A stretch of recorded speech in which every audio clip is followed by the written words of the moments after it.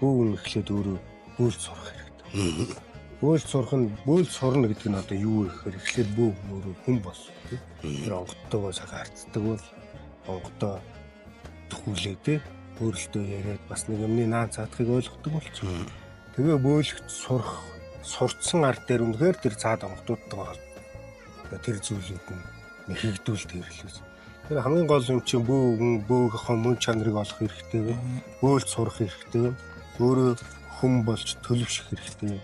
Ямыг бас нэг өнцгөөс нь хардгүйсэн бол хэдэн өөр өнцгөөс нь хардаг тийм.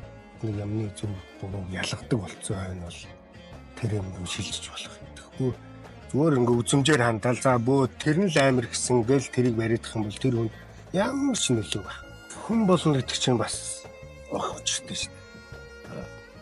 Хүрээд ирсэн хүнийг гадхан тий зоосны нөхөр харахаа тусалчих сэтгэлтэй тий. Манай хоёр хүн ороод ирэхэд ялгаж харьцах хэмжээний биш тий.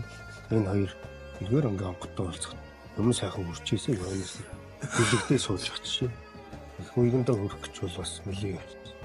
Энэ 13 жил бөглөөд тэгсэн онготууд за хөөе гинэ.